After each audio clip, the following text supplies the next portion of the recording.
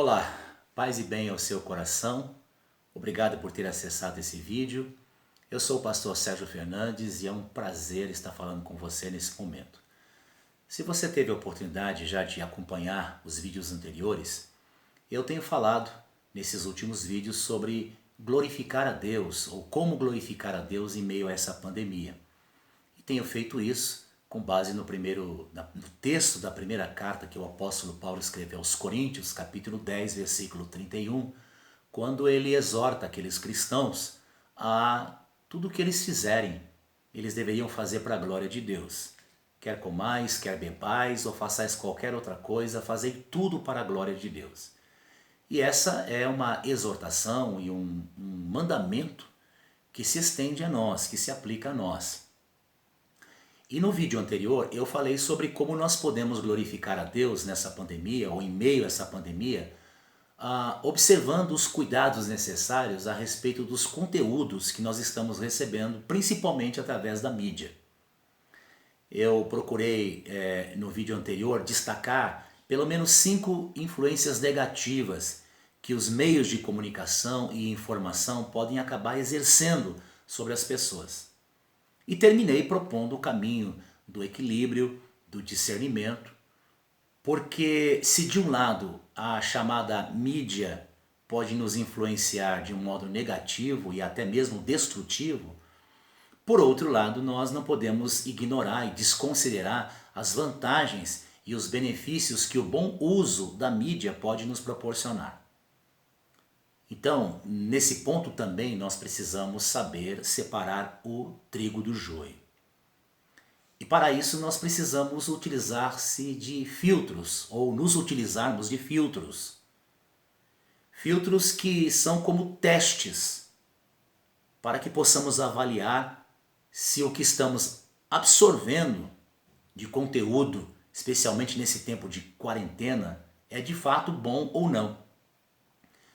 E eu creio que nós podemos então utilizar alguns testes importantes. O primeiro deles eu quero falar hoje e os demais falarei nos próximos vídeos.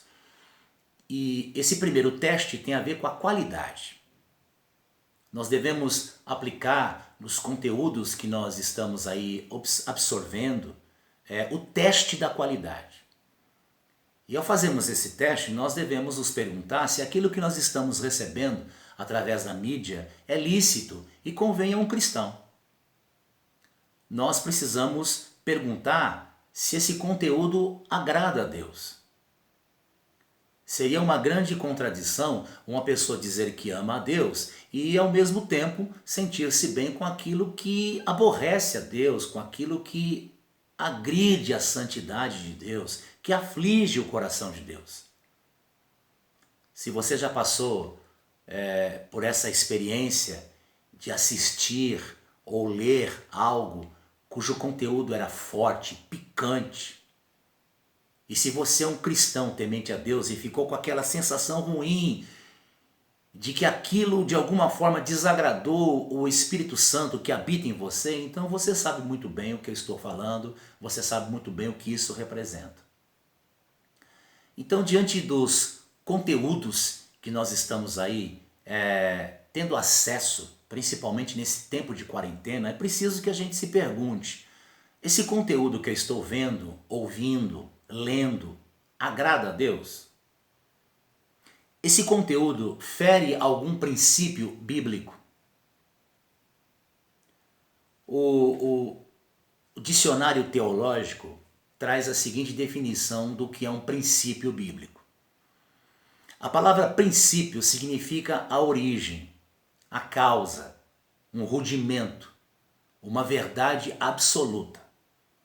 A Bíblia é um livro que contém inúmeros princípios, verdades absolutas que não se prendem ao contexto histórico ou à época em que foram escritas. São princípios e verdades eternas. Portanto, um princípio bíblico é algo que não muda. É diferente, por exemplo, de uma opinião, de uma boa ideia. Um princípio bíblico não é relativo e não está preso a um contexto, a uma época específica ou a um costume. para identificarmos um princípio bíblico, devemos verificar se ele é uma verdade, tanto no Velho quanto no Novo Testamento. Se é uma verdade que pode ser aplicada no Brasil, na África, na China ou em qualquer outro lugar do mundo, e não apenas nos locais e nos tempos bíblicos. Se é uma verdade que poderia ter sido aplicada em uma situação nos séculos passados e se poderá ser aplicada nos próximos séculos. É muito importante nós nos atentarmos a essa definição, porque existe um conflito evidente entre os princípios bíblicos e até mesmo os princípios cristãos que nós defendemos e muitos dos valores e costumes que nos são hoje apresentados, inclusive através da mídia. É impressionante como boa parte da igreja atual está sendo influenciada pelo pensamento, pela filosofia, pelo estilo de vida que nós chamamos de seculares, mundanos. A igreja, ela não foi criada, não foi instituída para refletir os padrões desse mundo afastado de Deus. Ela não foi criada para refletir esse sistema de valores, de modo de pensar e de agir, que estão frontalmente opostos a Deus. E é isso que a Bíblia chama de mundo. O mundo que se opõe a Deus, o mundo que é inimigo de Deus, tem a ver com isso, tem a ver com esse sistema que se choca frontalmente à vontade de Deus. Se nós cremos e aceitamos que a palavra de Deus é a verdade e é a nossa única regra de fé e de prática, mas ao mesmo tempo vivemos de modo contrário ao que a palavra de Deus ensina, então nós estaremos vivendo de uma maneira hipócrita. Portanto, o grande desafio que nós temos, especialmente nesses tempos que temos vivido, é o de aprender a pensar biblicamente. O que significa pensar de acordo com os princípios da palavra de Deus, de tal modo que esses princípios venham moldar o nosso modo de viver. Quanto mais nós pensarmos biblicamente, mais nós nos aproximamos de Deus e da sua soberana vontade. Tem um importante teólogo desse século que fez o seguinte comentário: pensar biblicamente exigirá certa dose de coragem e ousadia. Aqueles que decidirem pensar biblicamente deverão saber que estarão indo contra uma cultura ruim estabelecida tanto fora quanto dentro da igreja. Essa pessoa ou essas pessoas poderão ser acusadas de obscurantistas, fanáticas ou mesmo ignorantes. Pensar biblicamente sobre todas as áreas do nosso viver é um desafio constante. Mas engana-se o cristão que pensa que nós só devemos pensar biblicamente naquelas áreas ou naquilo que chamamos de conteúdos seculares. Especialmente nesses tempos de pandemia, nós temos ouvido, temos assistido reflexões intermináveis, muitas delas de natureza religiosa. E muitas dessas reflexões religiosas têm vindo carregadas de erros de interpretação, equívocos bíblicos e teológicos e até mesmo afirmações bizarras. Isso tem a ver com artigos, pregações, reflexões, visões carregadas inclusive de citações de versículos bíblicos isolados do seu contexto e de sua história, o que acaba inclusive gerando não só engano, mas algo muito parecido com um misticismo e com uma atitude mágica, do que propriamente dito uma palavra de Deus endereçada às pessoas. Portanto, é necessário e é urgente que, como cristãos, nós verifiquemos se o conteúdo que nós estamos tendo acesso está coerente com os princípios da palavra de Deus. Você não precisa necessariamente encontrar num texto, num artigo, uma citação bíblica para que esse artigo esteja coerente com os princípios da palavra de Deus. Você pode, por exemplo, pegar um poema, uma literatura não religiosa e encontrar ali muitas afirmações verdadeiras que estão coerentes com o espírito da Bíblia Sagrada, com os princípios que a palavra de Deus nos ensina. Portanto, nós precisamos zelar para que os conteúdos que estamos absorvendo contribuam também para a nossa edificação. Louvado seja Deus pelas artes, tanto as artes religiosas como não religiosas. Louvado seja Deus pelos livros e filmes que contribuem para a nossa edificação. E que nós devemos procurar nos encher, ocupar a nossa mente com tudo aquilo que possa, inclusive, contribuir para nos fortalecer em nossa fé e não destruí-la.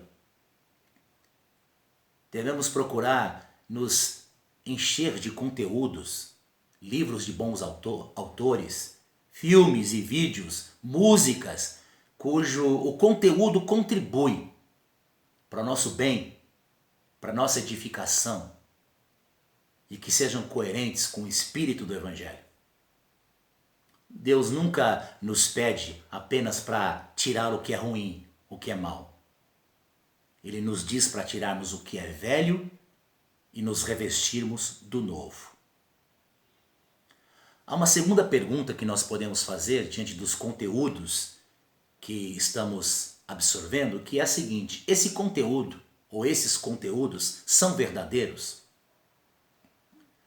Como cristãos, nós sabemos que um dos assuntos mais importantes tratados na Bíblia é aquele que diz respeito à verdade. Nosso Deus é o Deus da verdade. A tua palavra é a verdade. Jesus veio a esta terra e disse: eu sou o caminho, a verdade e a vida. Então nós precisamos nos ocupar com a verdade.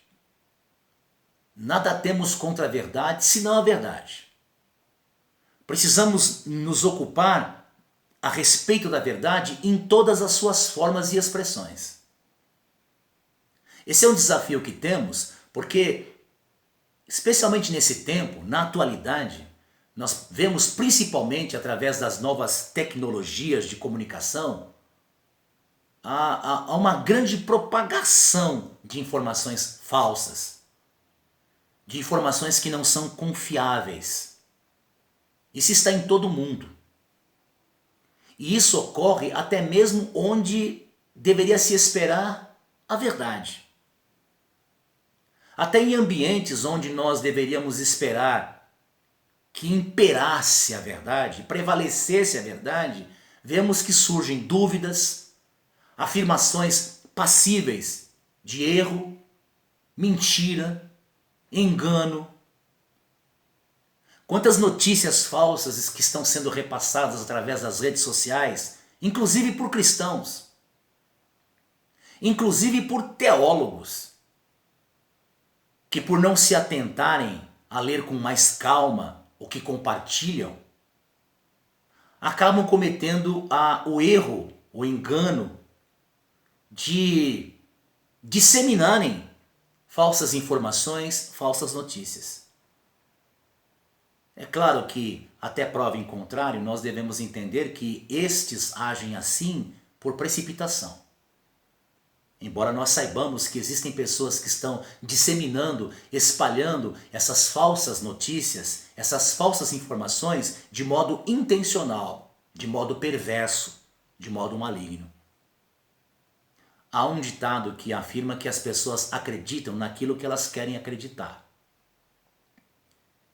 E tem um importante teólogo católico desse século que fez o seguinte comentário recentemente: nesses tempos de fake news, o melhor antídoto contra as falsidades não são as estratégias, mas as pessoas. Pessoas que, livres da ambição, estão prontas a ouvir e, através da fadiga de um diálogo sincero, deixam surgir, emergir a verdade. Pessoas que, atraídas pelo bem, se mostram responsáveis no uso da linguagem. Embora esse termo fake news seja um termo muito utilizado nesses tempos pós-modernos, a prática das fake news não é nova. Ela é mais antiga do que muitos possam imaginar. Talvez nós pudéssemos afirmar de um modo simbólico, metafórico, que a mais desastrosa fake news de toda a história foi aquela trazida pela serpente no Éden. No relato do Gênesis, nos primeiros capítulos, nós vemos que Deus ordenou ao primeiro casal humano que não comessem do fruto da árvore do conhecimento do bem e do mal. Mas a serpente tomou essa ordenança absoluta e verdadeira de Deus e a substituiu por uma falsa informação com aparência de ser mais verdadeira do que a de Deus. Os anos passaram, milênios, e essa estratégia ainda hoje continua sendo praticada. Inclusive em muitos veículos de comunicação e de informação, que têm se tornado especialistas em distorcer os fatos. Boa parte dos canais de comunicação, boa parte da mídia promove notícias exageradas com o objetivo de ditar comportamento, formar opinião, vender e alcançar ibope. Tem um sociólogo que fez o seguinte comentário: já foi provado que o destaque de escândalos e desgraças estampadas nas capas de revistas e jornais faz vender muito mais. A cobertura de catástrofes prende os telespectadores à audiência dos canais televisivos. Além disso, a exposição e especulação forçada de mexericos quentes faz saltar os índices de audiência. Portanto, é grande o desafio que nós temos de verificar a autenticidade das informações que nós recebemos, a fim de evitar não só o perigo de sermos manipulados, de nos tornarmos massa de manobra desse tipo de mídia irresponsável, especialmente nesses tempos de pandemia, mas também de evitarmos o pecado, e por que não dizer o crime, de compartilharmos falsas notícias, falsas informações. O colunista Daniel Malucelli fez o seguinte comentário na Tribuna do Paraná: nunca as fake news foram tão perigosas quanto agora na pandemia do coronavírus. Mensagens de toque de recolher, decretos do governo que não existem, curas milagrosas do Covid-19, relatos de pânicos nos hospitais. Mais do que nunca, é preciso ter muito cuidado no que compartilhamos nas mídias sociais para não piorar ainda mais a situação na pandemia. E vale ressaltar o seguinte: criar ou propagar notícias falsas na internet pode configurar crime.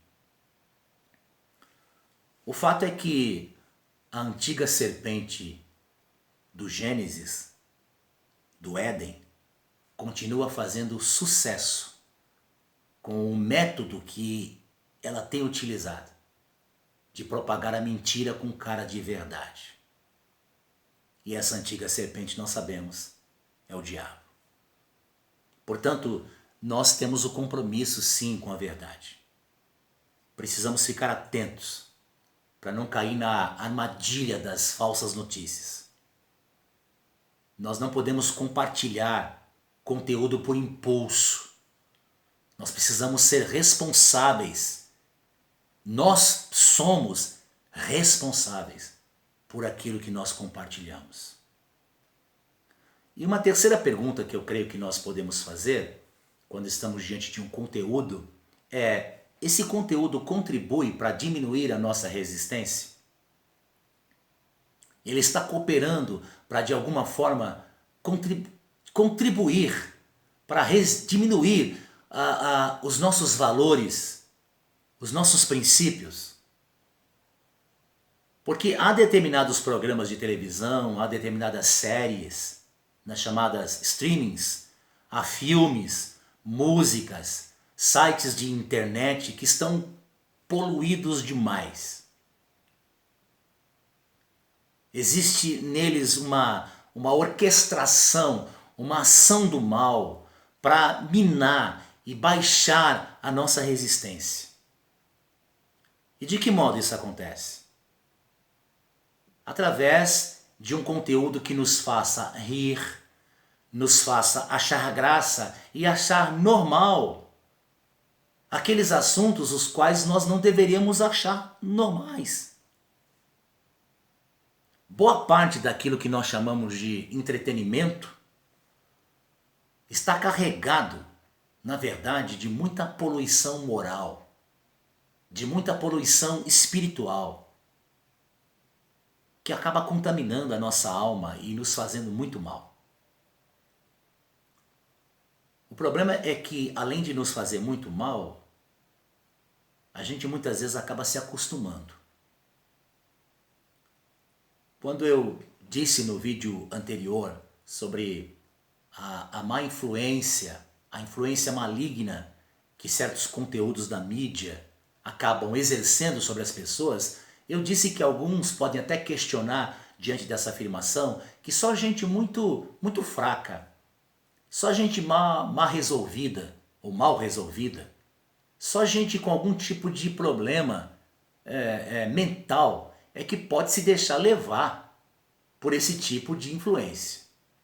Mas a história está aí para comprovar que não é assim, que não é verdade. Há muita gente instruída, bem resolvida, sem nenhum tipo de problema mental, que acabou sendo influenciada perversamente, malignamente e até destruidoramente pelos conteúdos ou por determinados conteúdos da mídia. O Evangelho de Lucas, Evangelho segundo escreveu Lucas, capítulo 21, versículos 34 a 36, Jesus, no seu sermão profético, exortou seus discípulos com as seguintes palavras: acautelai-vos por vós mesmos, para que nunca vos suceda que o vosso coração fique sobrecarregado com as consequências, eu chamo a sua atenção para essa palavra, consequências da orgia, da embriaguez e das preocupações desse mundo, e para que aquele dia não venha sobre vós repentinamente como um laço, pois há de sobrevir a todos os que vivem sobre a face de toda a terra. Vigiai, pois, a todo tempo, orando, para que possais escapar de todas essas coisas que têm de suceder e estar em pé na presença do Filho do Homem. Eu concordo com aqueles que entendem que quando Jesus dirigiu essas palavras aos seus discípulos, ele não estava dizendo, insinuando, que os seus discípulos iriam se envolver com orgia, com embriaguez, com as preocupações dessa vida. Jesus estava falando dessas coisas que iriam sobrecarregar o nosso coração como consequência. Ele disse que isso pode acontecer mesmo com aquelas pessoas que não praticam essas coisas. Por isso é que ele falou de consequências. E eu fiz questão de chamar a sua atenção para essa palavra. O que Jesus estava dizendo para os seus discípulos, e nós devemos estar atentos também, é a respeito de uma sobrecarga invisível. Daquilo que acaba virando uma cultura, um modo de pensar e de agir como consequência da orgia, da embriaguez, da ansiedade, da preocupação com as coisas dessa vida. De tal modo que não adianta uma pessoa dizer, por exemplo, eu não pratico orgia, eu não pratico embriaguez, nunca me embriaguei, não ando por lugares onde essas coisas são praticadas, mas Jesus está falando das consequências disso. Jesus está falando de uma sobrecarga de tal modo que onde quer que a gente esteja, as consequências dessas coisas estão aí no ar, no inconsciente coletivo. Por isso é que Jesus está advertindo aqui e exortando os seus discípulos, e por extensão a nós, que esses dias, esses últimos dias, esses últimos tempos, que haveriam de sobrevir sobre todos aqueles que habitam sobre a face da terra, iriam estar sobrecarregados de uma poluição, intoxicados das consequências dessas coisas. A grande questão é como é que a gente combate tudo isso, como é que a gente se comporta de modo a não se deixar contaminar, de modo a não nos tornarmos como se fôssemos fumantes passivos desse tipo de influência. O que Jesus nos propõe sobre atitudes que devemos ter para evitar isso. E aqui nesse texto eu vejo pelo menos duas atitudes que Jesus propõe e exortou os seus discípulos e que nós também devemos ter nesse tempo carregado, intoxicado pelas consequências da orgia, da embriaguez, da ansiedade, das preocupações com as coisas da vida. A primeira atitude é a que nos faz ter ou caminhar com a consciência própria. Por isso é que Jesus disse aos seus discípulos: acautelai-vos por vós mesmos. Acautelar-nos, ou acautelar-se por si mesmo, significa ser prudente, ser previdente.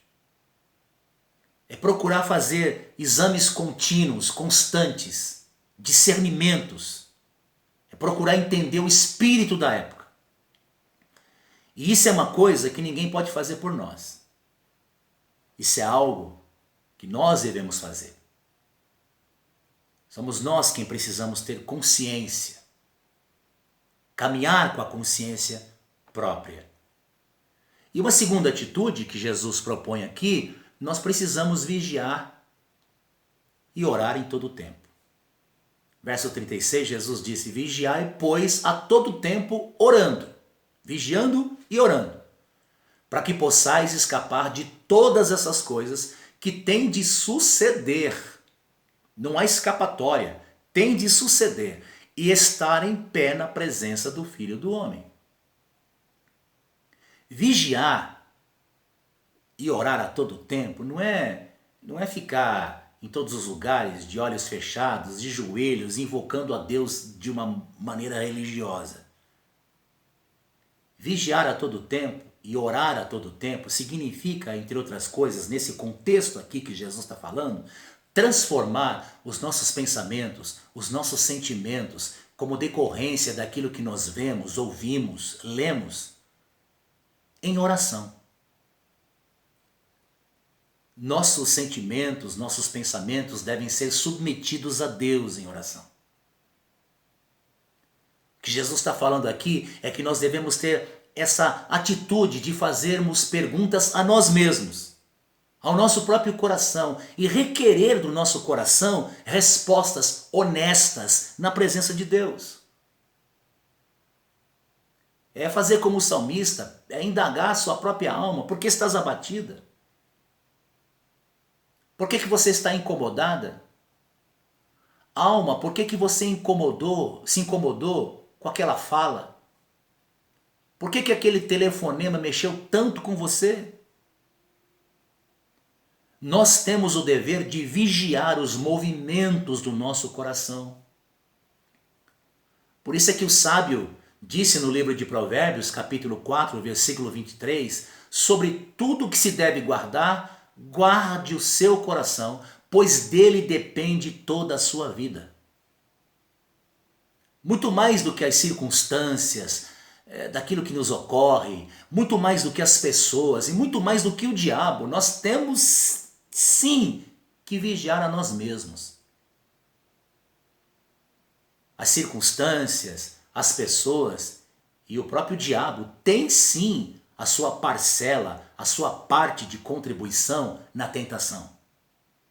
Mas essa parte é pequena, em se comparando àquilo que inclusive Tiago nos ensinou na sua epístola.